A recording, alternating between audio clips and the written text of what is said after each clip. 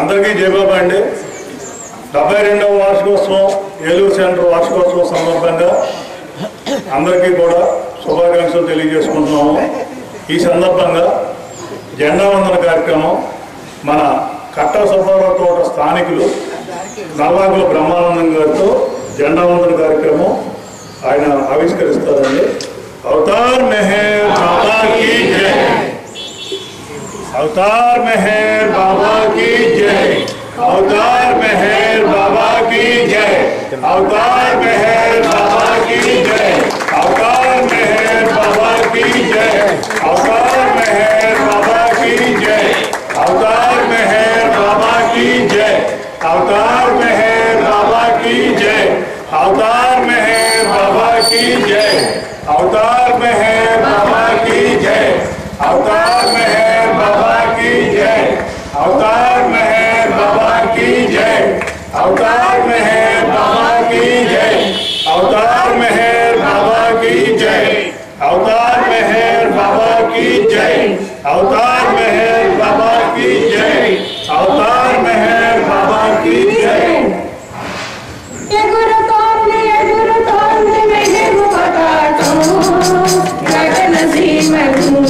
अवतार पताकम, अवतार पताकम, ये गुरु तोंदी मेहर पताकम, गगन सीमा నుండి अवतार पताकम, अवतार पताकम, सप्त भूमि कल दिग्नम, सप्त उपाधुल रूपम, सप्त भूमि कल दिग्नम, सप्त उपाधुल रूपम, सगुण ब्रह्म संकेतम, सप्तवर्ण पताकम, सगुण ब्रह्म संकेतम, सप्तवर्ण पताकम, ये गुरु तोंदी मेहर पताकम, गगन सीमा నుండి अवतार पताकम, अवतार पताकम,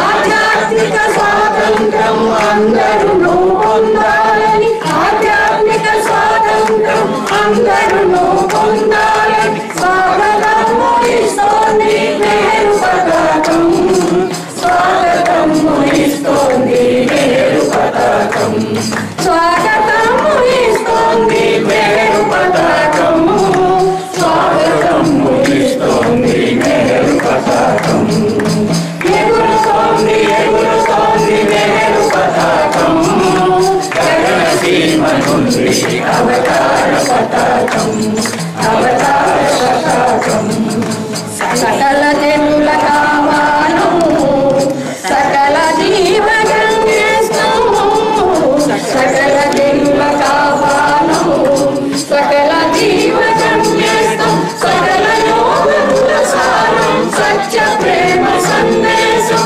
సకల యోగముల సారం, సత్య ప్రేమ సందేశం, ఇస్తోంది మేరు పతాకం, గగన సీమ నుండి అవతార పతాకం, అవతార పతాకం, ఎగురుతోంది మేరు పతాకం, గగన సీమ నుండి అవతార పతాకం, అవతార పతాకం, విశ్వసోదరాయో విశ్వమెల్ల కళ్యాణో, విశ్వసోదరాయో విశ్వమెల్ల కళ్యాణం, శాశ్వత సౌఖ్యానికి జయ శాంతి చిహ్నము, శాశ్వత సౌఖ్యానికి జయ శాంతి చిహ్నము, ఎగురుతోంది మేరు పతాకం, గగన సీమ నుండి అవతార పతాకం, అవతార పతాకం, ఎగురుతోంది మేరు పతాకం, గగన సీమ నుండి అవతార పతాకం, అవతార పతాకం, అవతార పతాకం, అవతార్ మెహర్ బాబా की जय, అవతార్ మెహర్ బాబా की जय, బాబా की जय। ఇప్పుడు బాబావారి సప్తవర్ణ పతాకంలో దాని విశిష్టత, జెండాకి చాలా విశిష్టత ఉందండి. బాబావారు అది రూపొందించడానికి కూడా రంగులు ఎలా ఉండాలి, ఏది కింద ఉండాలి, ఏది పైన ఉండాలి అనేది కూడా ఆయన స్వయంగానే చెప్పారు. ఇప్పుడు ఆ జెండా యొక్క విశిష్టత గురించి మన కొల్లి రామారావు విజయనగరం సెంటర్ అధ్యక్షుడు వారు జెండా విశిష్టత గురించి చెప్తారు. అవతార్ మెహర్ బాబా की జై।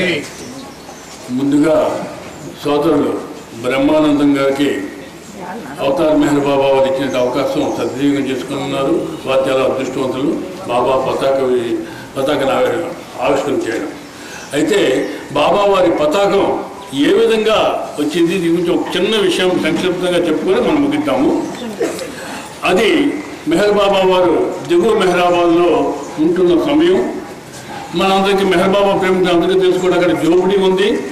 ఆ జోపిడి దగ్గర బాబా శిష్యులు అనేక మతాల వారు, హిందువులు, మహమ్మదీయులు, క్రిస్టియన్లు, జొరాస్ట్రియన్లు అందరూ కూడా చాలామంది మెహర్ బాబా ఆయన సమానత్వం ప్రకారం అందరూ ఆయన దగ్గర ఉండేవారు. వీరందరూ అక్కడ జోపిడి దగ్గర ఉండేప్పుడు చుట్టుపక్కల ఒక చిన్న కంచి ఒకటి ఏర్పాటు చేశారు 1924లోనే. ఆ కంచి ఏర్పాటు చేసినప్పుడు చుట్టుపక్కల ఉన్న పశువులు వచ్చి ఆ కంచిని తిరివేయడం వలన దానికి ముళ్ళకంచి కూడా ఇంకోటి ఏర్పాటు చేసి మొక్కలకి ముళ్ళకంచి ఏర్పాటు చేసినప్పుడు అందరికీ గ్యాదర్ అయ్యారు. అక్కడ గ్యాదర్ అయితే అక్కడ ఈ శిష్యులందరూ కూడా బాబా అంటారు. ఇదంతా బాబా ప్రాణం తప్పించి వాళ్ళ దగ్గరకు వచ్చింది కాదు, బాబా ప్రాణం చేశారు. ఏంటంటే వీళ్ళందరూ శిష్యులు అడుగుతారు, బాబా అని చాలా సంస్థలు ఉన్నాయి, వాటన్నిటికి కూడా ఆధ్యాత్మికంగా తీసుకున్నా, పొలిటికల్గా తీసుకున్నా, ఏది తీసుకున్నా సరే ప్రతి సంస్థ కూడా ఒక జెండా అంటూ ఉంది. మరి మనది విశ్వ ఆధ్యాత్మిక కేంద్రం ఈ సంస్థ, దీనికి కూడా ఒక జెండా ఉండాలని బాబా ఆ ప్రేమికుల ద్వారా ప్రేరణ చేశారు. మరి చేతి వెంటనే అది బాబా అంటారు, అయితే మీరే చెప్పండి జెండా ఉండాలి, నిజమే, ఎలా ఉండాలి చెప్పండి అంటారు. ఒక్కొక్కరికి ఒక అవకాశం ఇస్తే మహమ్మదీయులు అది ఆకుపచ్చ రంగు ఉంటే బాగుంటుంది అంటారు, హిందువులు కాషాయ రంగు అంటారు, క్రిస్టియన్లు తెలుపు రంగు అంటారు, తర్వాత జొరాస్ట్రియన్లు కూడా ఇలాగ రకరకాలుగా చెప్పినప్పటికీ వీళ్ళందరూ తలకి అభిప్రాయం ఇస్తుంది. బాబా అప్పుడు నిర్ణయం తీసుకుని ఆయన చెప్తారన్నమాట, జెండా 7 రంగులతో ఉండేటువంటి మన సూర్యకిరణంలో ఉండేటువంటి 7 రంగులు ఉంటాయి కదా, అలాగే ఈ జెండా కూడా 7 రంగులు ఉండాలి. ఆ 7 రంగుల ఆ విద్యాలు కాకుండా దీనికి అడుగున ఎరుపు రంగు, పైన ఆకాశ రంగు ఉండాలి, మధ్యలో 7 రంగులను పెట్టుకోండి అని చెప్పిన వెంటనే నావల్ తలాతి గారు అంటే మన ప్రస్తుతాల ఒక చైర్మన్ గారు, ఒకప్పుడు చైర్మన్ గారు ఈయన శ్రీధర్ క్యాల్కర్ గారు మామగారు అన్నమాట, వారు ఇమ్మీడియట్గా వెళ్ళడం, జెండా కుట్టించడం, సాయంత్రంగా జెండా ఎగరవేశారు. అయితే 7 రంగులు ఏమిటి బాబా, ఈ పైన ఆకాశ రంగు, కింద ఎరుపు రంగు ఉంది, దీనికి కారణం ఏంటంటే బాబాకి 7 అంటే చాలా విశిష్టమైనటువంటి ఇంపార్టెన్స్ బాబా ఇచ్చారు. అలాగే మన తీసుకు సప్తవనాలు కానీ, సప్త సముద్రాలు కానీ, తర్వాత సప్త భూమికలు, ముఖ్యంగా మనకి పాటలో వచ్చింది సప్త భూమికలు అనే పాటలు మొత్తం జనరల్ విశిష్టంతో వచ్చేసింది.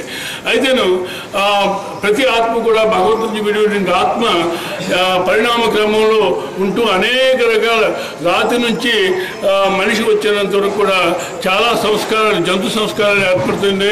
అవి చాలా గాఢంగా ఉంటాయి, వాటిని విడిపించుకుంటే కానీ ఆధ్యాత్మికంగా ముందుకు వెళ్ళలేము. కనుక ఈ ఎరుపు రంగుకి ప్రాతిపదికగా గాఢ సంస్కార ప్రాతిపదికగా ఎరుపు రంగుని బాబా సూచించారు. ఈ ఎరుపు రంగు నుంచి అనేక మంచి కార్యక్రమాలు చేసుకుంటూ, కర్మలు చేస్తూ, సంస్కారాలు ఏర్పడి ఆ సంస్కారాలు విడదీసుకొని చివరికి వెళ్ళడానికి వెళితే అది ఆకాశ నీలి రంగు ఉంది. దానికి అది ఆ సంస్కారాలన్నీ పూర్తిగా నిర్మూలించి దానికి ప్రాతిపదికగా ఆ నీలి రంగు పెట్టారు. ఆ విధంగా ప్రతి కార్యక్రమం చేస్తున్నప్పుడు కూడా ఇది ఆనవాయితీ మొత్తం కాదు, కార్యక్రమం చేసుకుంటున్న దీనికి మనం శుభసూచకంగా ఈ కార్యక్రమం మనం ప్రారంభమవుతుంది, మనం చేసుకుంటున్నాము ఈ కేంద్రంలో అనే ఉద్దేశంతోనే ప్రతి కేంద్రంలో కూడా జెండాను ఎగరవేసి కార్యక్రమం ప్రారంభిస్తారు. ఇది బాబా వారు 1924 ఏప్రిల్ 23వ తారీఖున ఈ జెండాను ఆవిష్కరించడం, పతాకాన్ని ఆవిష్కరించడం జరిగింది. ఇది దీని తాలూకు విశిష్టత. అవతార్ మెహర్ బాబాకి జై. అవతార్ మెహర్ బాబాకి జై. ఇప్పుడు అందరూ కూడా అల్పాహారం అక్కడ రెడీగా ఉందండి.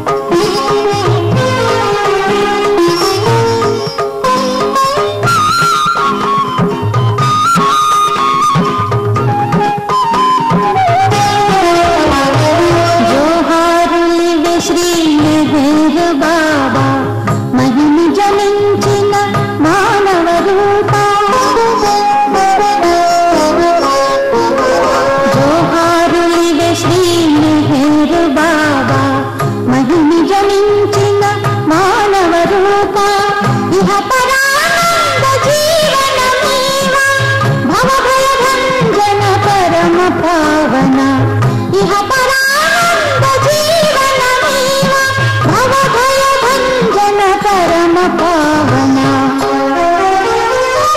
నమో మెహర్ బాబా అవతార్ నమో దేవ దేవా ప్రభు నమో మెహర్ బాబా అవతార్ నమో దేవ దేవా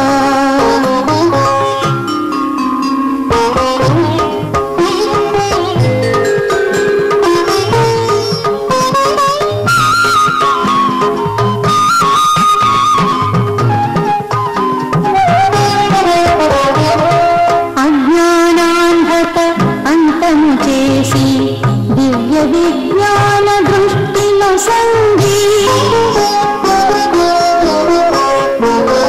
అజ్ఞానాంధత అంతము చేసి దివ్య విజ్ఞాన దృష్టిలో సంగి అర్షద్వర్గము అంతరింపగా అవ్యయ మోక్షం గ్రహింతుము అర్షద్వర్గము అంతరింపగా అవ్యయ మోక్షం గ్రహింతుము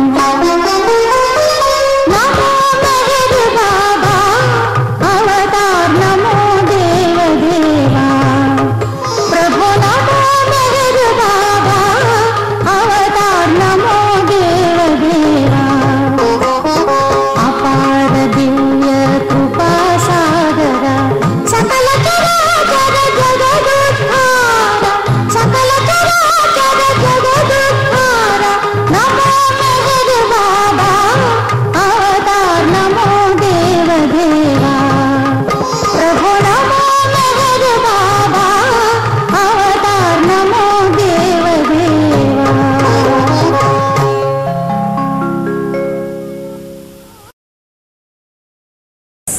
అవతార్ మెహర్ బాబా की जय। ఏలూరుకి బాబా గారు 2 సార్లు వచ్చారండి। ప్రథమ ఆంధ్ర పర్యటన, ద్వితీయ ఆంధ్ర పర్యటన। చాలా ఇంపార్టెన్స్ ఇచ్చారు ఏలూరుకి। ప్రత్యేకంగా ఈ ప్రదేశాన్ని నేను పవిత్రం చేస్తున్నాను అని చెప్పారు। అప్పట్లో ఇదంతా కూడా మామిడి తోట ఉండేది, కట్టా సుబ్బారావు గారి తోట అనేది ఊరు బయట అండి ఇది। దీని పక్కనే తమ్మిలేరు అని చెప్పేసి ఉంది, తమ్మిలేరుతో ఊరు ఎండం। అప్పుడు ఇటు రావడానికంటే వానాకాలం కూడా దారి ఉండేది కాదు। మోకాళ్ళ నీళ్ళల్లో మన బాబా లవర్స్ హరిసత్యం గారు కానీ ఇంకా సీనియర్ బాబా లవర్స్ చాలామంది ఉన్నారు। వాళ్ళందరూ కూడా వానాకాలం కొంచెం ఇబ్బందులు పడతానే వచ్చేవాళ్ళు। ప్రప్రథమంగా ఏలూరులో మెహర్ మండలి ప్రప్రథమంగా ఏలూరులో ముక్కోటి ఏకాదశి రోజున 7/1/1952 సంవత్సరంలో ఏలూరు మెహర్ మండలి ఏర్పడిందండి। అలాగే ఈరోజు అవతార్ మెహర్ బాబా ఇక్కడేమో నిలయం అండి। ఈ నిలయానికి చాలా ప్రాముఖ్యత ఉంది। బాబా గారు ఈ నిలయానికి స్వహస్తాలతో శంకుస్థాపన చేశారు। అలాగే 23 ఫిబ్రవరి 1954 అంటే రెండోసారి వచ్చినప్పుడు అవతార్ మెహర్ బాబా ఇక్కడ ఇంకోటి ఏంటంటే అవతార్ మెహర్ బాబా సెంటర్ అని కూడా ఇంకోటి ఉందండి। అక్కడ 2 సార్లు కూడా బాబా గారు వచ్చి ఉన్నారు। సుమారు 8 రోజులు కానీ 9 రోజులు కానీ 2 సార్లు మీద ఉన్నారండి। 53, 54లో వచ్చినప్పుడు అప్పుడు ఏలూరుకి ఏంటంటే ఇంకోటి కేడీఆర్ఎంలో మన ఎర్రంశెట్టి రంగారావు కేడీఆర్ఎంలో ముఖ్యంగా ఉండేవాళ్ళు। ఆంధ్రాకి బాబా గారు 4గురిని పురమాయించారు।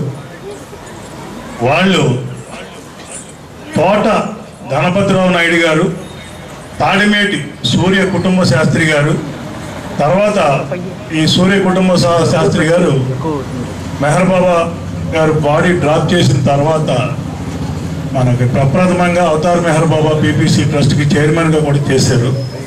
అలాగే చాగంటి మల్లికార్జునరావు, శ్రీ ఎర్రంశెట్టి రంగారావు. ఈ ఎర్రంశెట్టి రంగారావు ఆయనకి బాబా కళలో కనిపించారండి. ఆయన ఏంటంటే కొంచెం ఆర్టిస్టు. ఆయన బాబా చిత్రపటాన్ని బాబాని చూడకుండానే గీస్తున్నటువంటి వ్యక్తి. ఆ చిత్రపటం ఇవాళ అవతార్ మెహర్ బాబా సెంటర్లో ఆ రోజు నుంచి ఈరోజు కూడా బాబా ప్రేమికుల దర్శనార్థం ఎప్పుడు రెడీగానే ఉంటుందండి.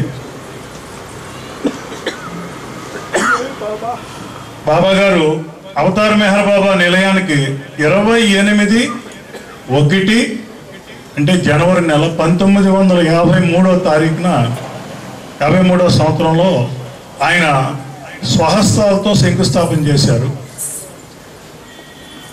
అలాగే ఈ రంగారావు గీసిన చిత్రపటానికి ఇంకొక ముఖ్యమైన విశేషం ఉంది. రెండోసారి బాబా గారు తన పర్యటనలో ఈ కట్టా సుబ్బారావు తోటలోకి వచ్చినప్పుడు ఇదే నిలయానికి అప్పుడు దిమ్మ కట్టి శంకుస్థాపన చేసిన తర్వాత, దిమ్మ కట్టిన తర్వాత ఆ దిమ్మ మీద రంగారావు గీసిన చిత్రపటాన్ని ఉంచి ఆయన చిత్రపటానికి ఆయనే హారతినిచ్చారండి. ఏలూరుకి సంబంధించి చాలా విశేషాలు ఉన్నాయండి. ఇవన్నీ కూడా మన బాబా లోతులో అందరికీ తెలిసే ఉంటాయి. ఇప్పుడు అవన్నీ చెప్పుకుంటే మనకి ఇబ్బందిగా ఉంటుంది, సమయం చాలా తక్కువగా ఉంది.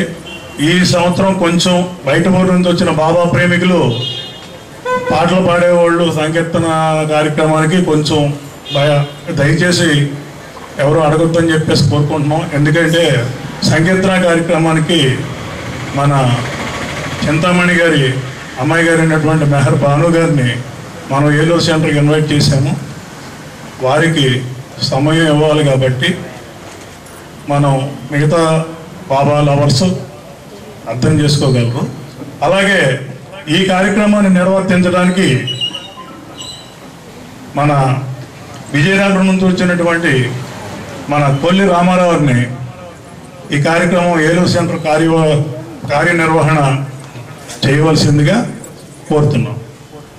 అవతార్ మెహర్ బాబా కీ జై. అవతార్ మెహర్ బాబా ఆంధ్రాని తన శిరస్సునని, హమీర్పూర్ని తన హృదయంగా బాబా చెప్పడం జరిగింది. ఆంధ్రాకి మంచి ప్రాముఖ్యత ఇచ్చారు బాబా. 1952, 53, 54లో ఇక్కడికి బాబా సందర్శించడం జరిగింది. మరి ఇక్కడ తాడేపల్లిగూడెంలో షష్ఠిపూర్తి కార్యక్రమంగా కూడా జరిగింది. మరి అటువంటి గొప్ప అవకాశాన్ని ఆంధ్ర పీపుల్కి బాబా ఇవ్వడం జరిగింది, యుగావతారుడిని మెహర్ బాబా.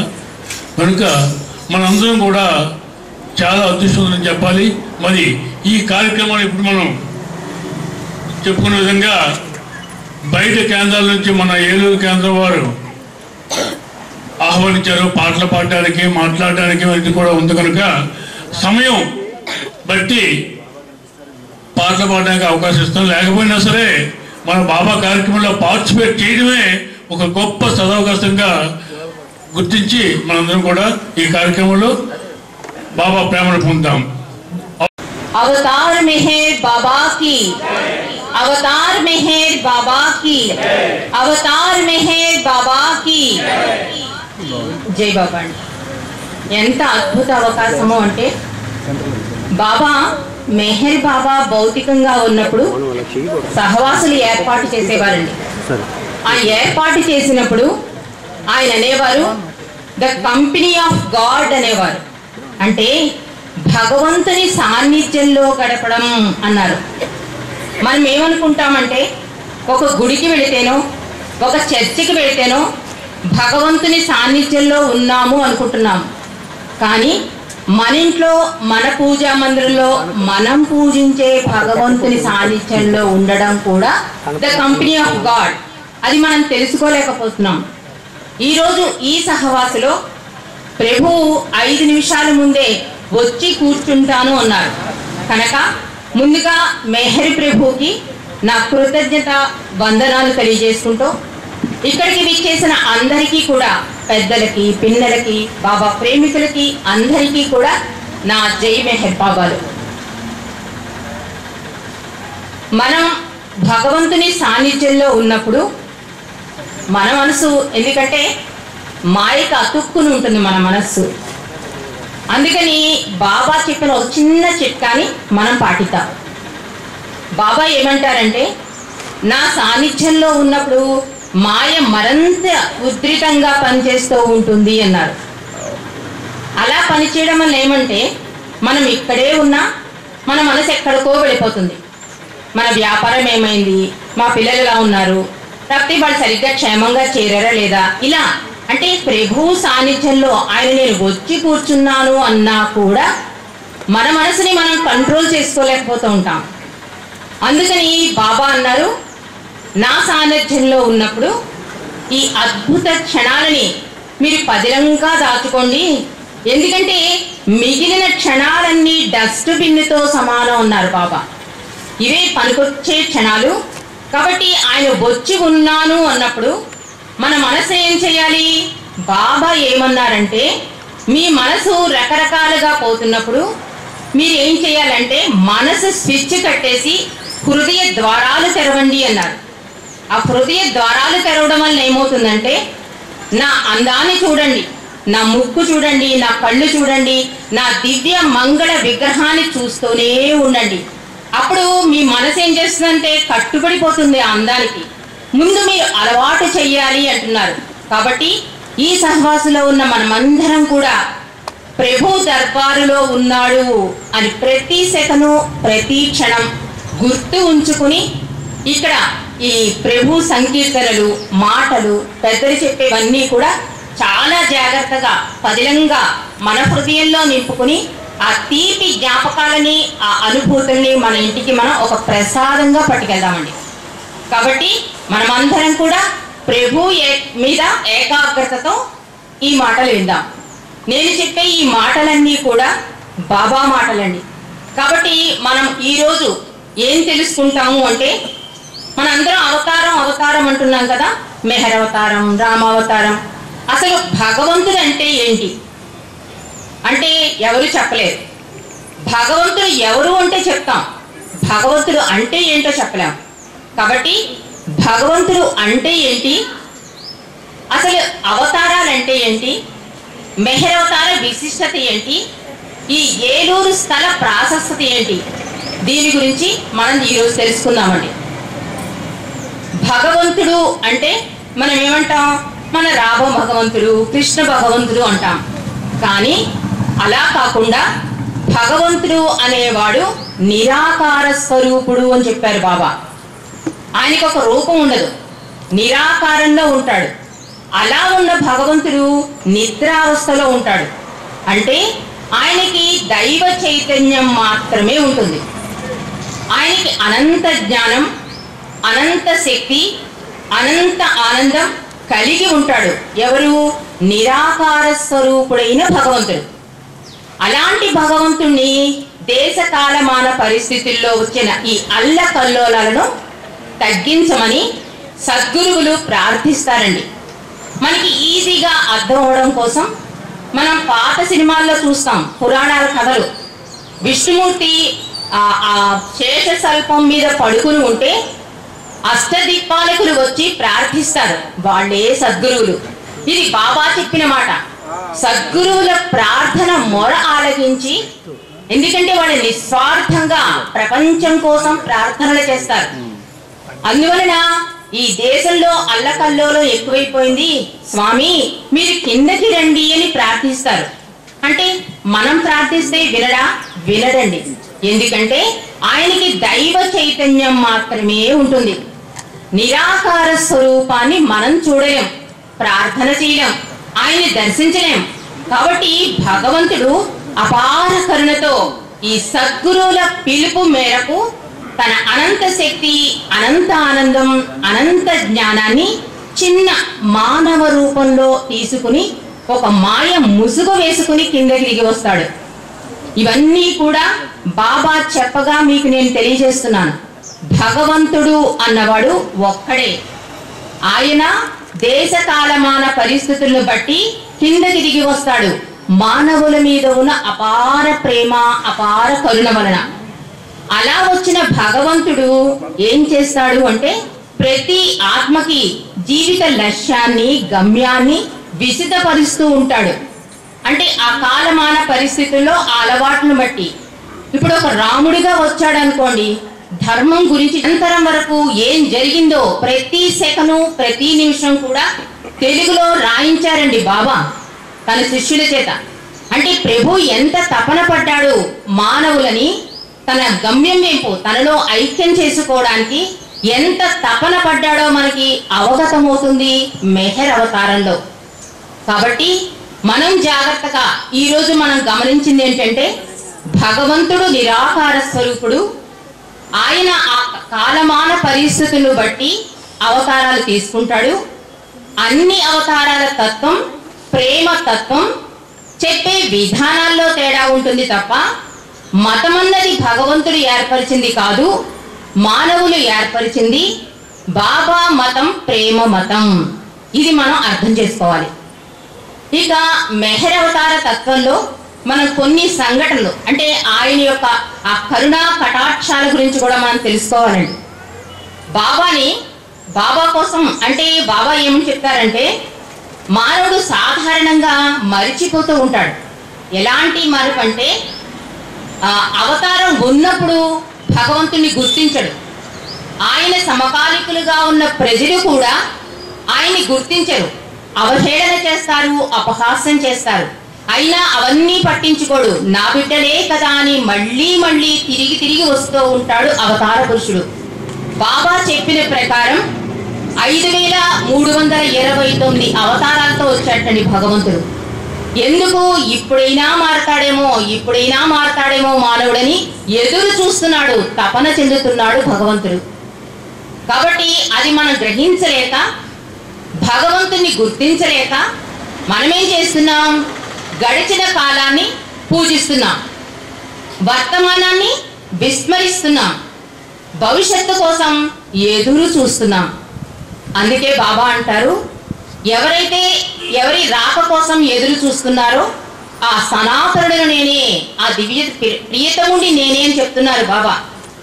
మనకది అవగతం కావటం లేదు, మానవులలో మార్పు రావటం లేదు అన్నారు బాబా. మరి బాబాని నేనే ఆ రాముడు, నేనే ఆ కృష్ణుడు, నేనే ఆ క్రీస్తు అన్నారు కదండి. మరి ఎలా ఆ రాముడు ఆ కృష్ణుడు మనం ఎలా గుర్తించాలి అంటే బాబా అంటారు, నిజాయితీగా నీ ఆరాధన పరిపూర్ణదైతే నీ రాముణ్ణే నాలో దర్శిస్తావు అన్నారు. ఇక్కడ మనం జాగ్రత్తగా గమనించాలి. నిజాయితీగా హృదయం పెట్టి రాముణ్ణి ప్రార్థించిన వాళ్ళకి రాముడు బాబాలో కనిపిస్తారు. ఇది యథార్థ సంఘటనలుగా జరిగాయండి. ఒక ప్రేమికుడు గురునానక్ భక్తులతను అందరూ రమ్మంటున్నారని ఇలా బాబా దర్శనాలు ఇస్తున్నప్పుడు, ఇది భౌతికంగా బాబా ఉన్నప్పుడు జరిగిన సంఘటన. బాబా దర్శనం లైన్లో నించుకున్నప్పుడు అతను అనుకుంటాడు, ఈయన నిజంగా భగవంతుడైతే నేను పూజించే గురునానక్లా నాకు కనిపించాలి అనుకుంటాడు. అప్పటిదాకా బాబా స్టేజ్ మీద బాబా అవతారంగా కనిపించి సరిగ్గా అతను బాబా దర్శనానికి ఆయన దగ్గరికి వెళ్ళేసరికి గురునానక్ రూపంలో బాబా దర్శనమిస్తారండి. అతను కళ్ళ నీళ్ల పర్యంతరమై గురూజీ అని చెప్పి బాబా పాదాల మీద పడి చాలా ఆనంద పరవశుడవుతాడు. అలాగే కృష్ణ భక్తురాలండి, భర్త బాబా ప్రేమికుడు రమ్మని చెప్తాడు. భగవంతుడు మానవ రూపంలో కిందకి వచ్చాడు, నీ కృష్ణుడే వచ్చాడు, వచ్చి దర్శనం చేసుకో అని చెప్తాడు. ఆవిడకి అసలు అర్థం కాదు. లేదు నా కృష్ణుడు నా ఇంట్లోనే ఉన్నాడు అని చెప్పి తన పూజా రూమ్లో బాలకృష్ణుడికి పూజ చేస్తూ ఉంటుందండి. ఆవిడ పూజ నిజమైంది కనుక ఆ బాలకృష్ణులో మెహర్ బాబా దర్శనమిస్తారు. ఆవిడ ఆశ్చర్యపోతుంది, ఎప్పుడూ చూడలేదు బాబాని. చిన్న చిన్న ఫోటోలు భర్త దగ్గర చూస్తుందంటే ఆవిడ, ఇదేంటి మెహర్ బాబా కనిపిస్తున్నారని. అప్పుడు ఆవిడకి అవగతం అవుతుంది, నా చిన్ని కృష్ణుడే ఈ బాబా, ఈయన నేను దర్శించుకోవాలి అని చెప్పి పరుగున సహవాసకొచ్చి బాబా దర్శనం చేసుకుంటుందండి. బాబా అడుగుతారు ఏం జరిగింది అని. నా చిన్ని బాలకృష్ణుడు నువ్వే బాబా అని ఆయన పాదాల మీద పడి ఆశీస్సులు అందుకుంటుంది.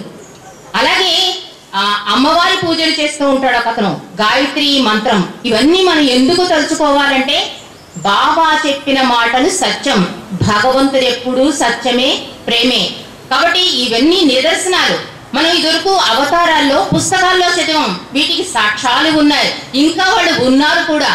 కాబట్టి అతను గాయత్రి మంత్రం చేసుకునే అతను ఫోటోలు తీయడం కోసం వస్తాడు, జస్ట్ ఫ్రెండ్ బలవంతం మీద. అన్ని యాంగిల్స్ లోనూ బాబాని తీసేసి బ్యాక్ నుంచి, అంటే బాబా సీటు వెనక నుంచి తీస్తే ఎలా ఉంటుందో అని చెప్పి ఆ కెమెరా పట్టుకుని బాబా వెనకాలకి వెళ్తాడండి. బాబాకి చిన్న జడ ఉంటుంది, మీరందరూ గమనించే ఉంటారు ఫిలిమ్స్ లో. ఆ జడ ఎలా కనిపిస్తుందంటే అమ్మవారి జడలా కనిపించి ఆ బ్యాక్ సైడ్ అంతా గాయత్రి అమ్మవారి దర్శనం అవుతుంది అతనికి. అతను కళ్ళ నీళ్ళ పర్యంతరమయ్యి ఆ ఆదిశక్తి పరాత్పరుడు నీవే బాబా అని చెప్పి కాళ్ళ మీద పడిపోతాడు. ఇవన్నీ ఎందుకంటే ఆ రాముడు, ఆ కృష్ణుడు, ఆ జీసస్, ఆ మహమ్మదు అన్నీ నేనే బాబా అన్న మాటల సత్యాలు సంఘటనలండి. అలాగే యేసుక్రీస్తు కూడా బాబా ఆంధ్రదేశ పర్యటనలో, ఇందాక పెద్దలు చెప్పారు ఆంధ్ర టూర్ ఇచ్చారు బాబా అని. అలాంటి టైంలో బాబా సడన్ గా కారాపి నాకు ఆకలిస్తోంది అంటారు. అంటే ఆయనతో ఉన్న శిష్యులు ఎప్పుడు రెడీగా పెట్టుకుంటారు. అంటే పరమాత్ముడు విశ్వ కార్యక్రమంలో అలసిపోతూ ఉంటాడు. బాబా ఇది కావాలా అది కావాలంటే నాకు ఏది వద్దు, కొంచెం అన్నం కావాలి అంటారు. అప్పటికప్పుడు అన్నం ఎలా వస్తుంది? చుట్టూ చూస్తారు. ఒక పాకలో జీసస్ ని అమితంగా ప్రేమిస్తున్న ఒక అవ్వ అనుకుంటుంది, జీసస్ కనుక మళ్ళీ ఈ భూమి మీదకి వస్తే నేను వండిని ఈ అన్నాన్ని ప్రసాదంగా తీసుకోవాలి అని. ఈరిచ్చి అంతా చూసి బాబా దగ్గరికి వచ్చి ఎలా బాబా అంటే బాబా చూపిస్తారండి ఆ పాక వైపు. గబగబా ఇరిచి వెళ్ళి ఆమెతో అంటాడు, నీ జీసస్సే వచ్చాడు, ఈ వండుకున్న అన్నాన్ని పెడతావా అంటే అంతకన్నా మహాభాగ్యమని ఆ వండుకుంటున్న వేడి వేడి అన్నాన్ని తీసుకొచ్చి బాబా ముందు పెడుతుంది. తండ్రికి ఆకలి వేసి కాదండి, ఆ ఆత్మకి దర్శనం ఇవ్వడం కోసం బాబా చేసిన ప్రయత్నం అది.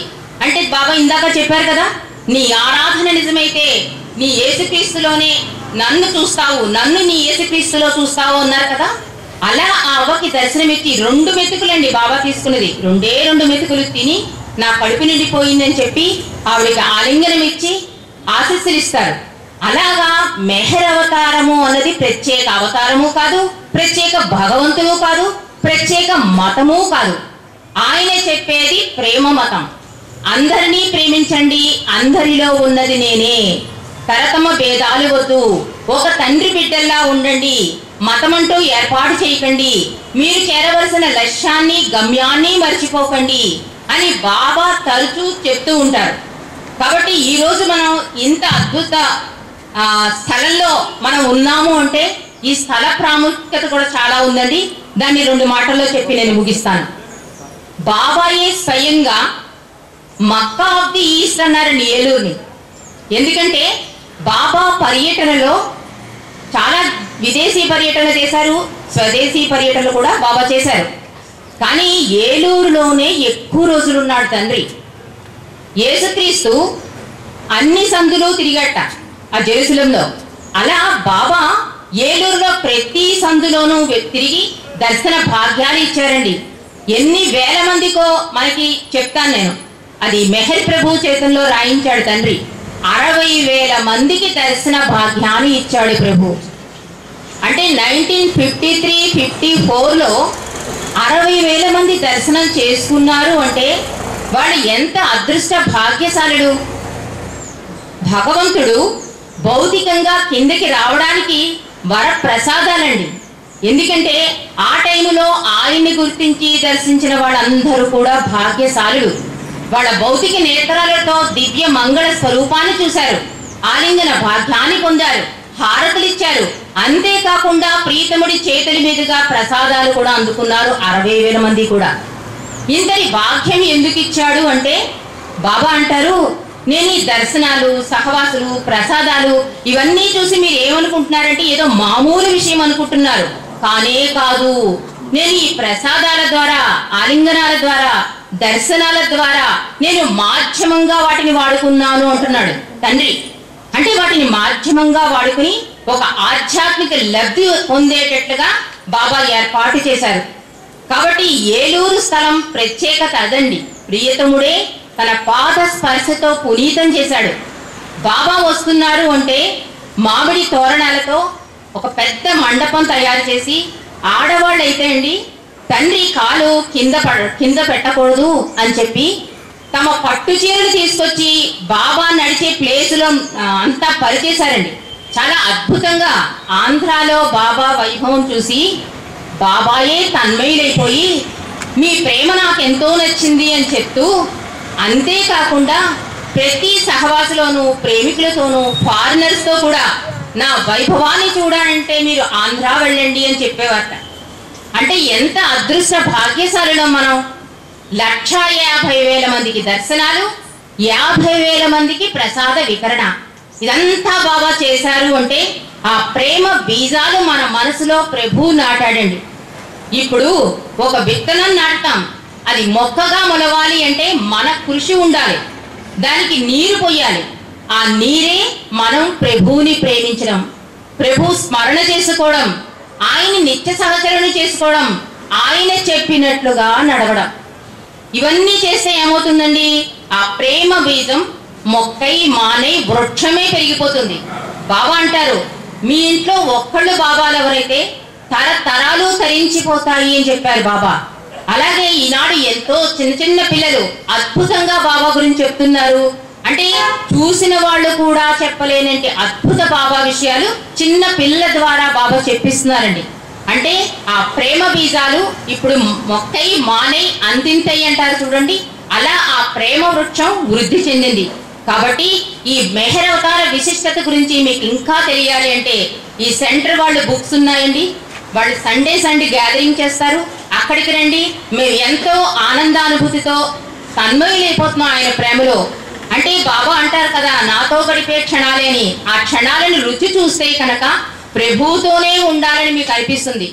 ఆ కృష్ణావతారంలో గోపికలు ఎలా తప్పించి కృష్ణుడు దరికి వెళ్ళిపోయేవారో అలా మెహరు ప్రభు దరికి రావడానికి అవకాశం ఉంటుందండి.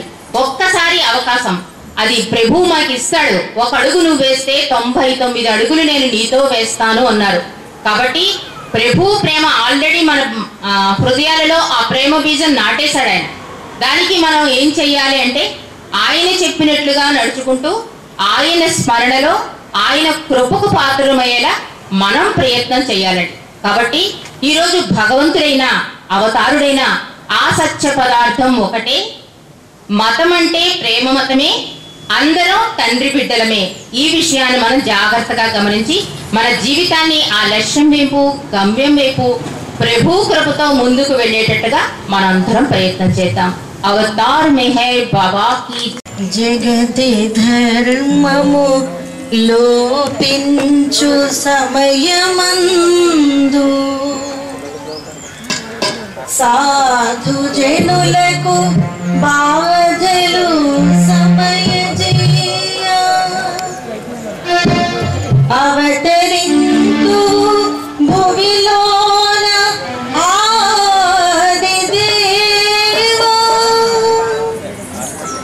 సహజ కరుణా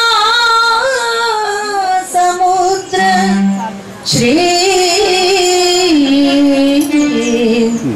మెహరు బాబా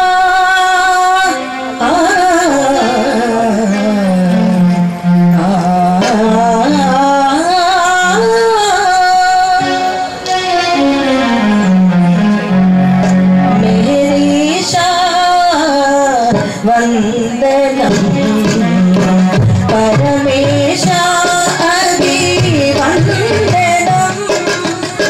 మెహరీషా వందనం పరమేశ అభివందనం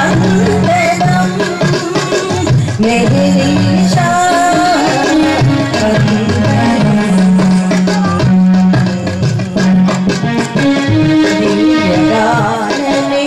నీ మౌననాదం దివ్య ప్రేమనిడు నీ శుభనామం దివ్య గానమే నీ మౌననాదం దివ్య ప్రేమనిడు నీ శుభనామం భవభయహరణం నీ సంస్మరణం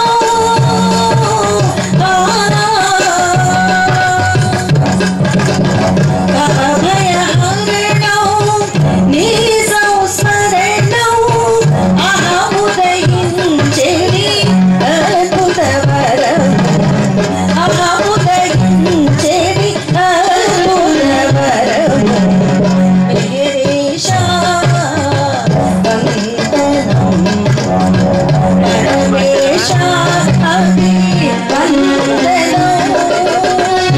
గిరీశా ఆవిడ కూతురు రావటే బ్యాక్ పోర్షన్ వస్తుంది ఇక్కడ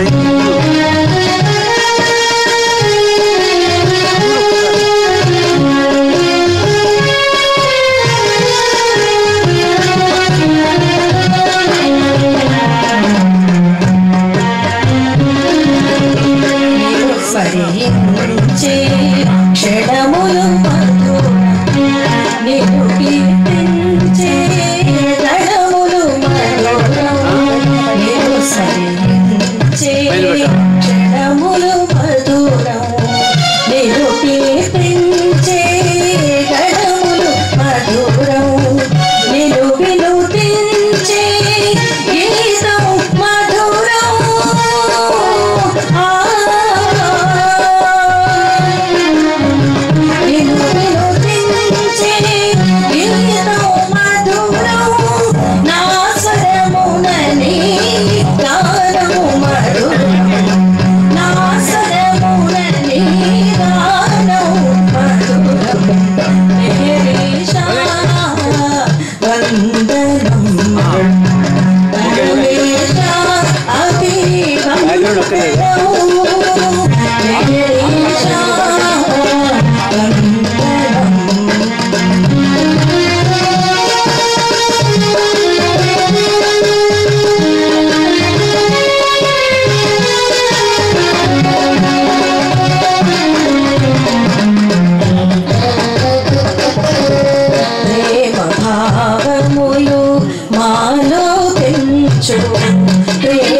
ప్రేమనుభూతిని హృదయగిలించు ప్రేమ భావములు మాలో పెంచు ప్రేమనుభూతిని హృదయగిలించు ప్రేమ బాటలో మము నడిపించు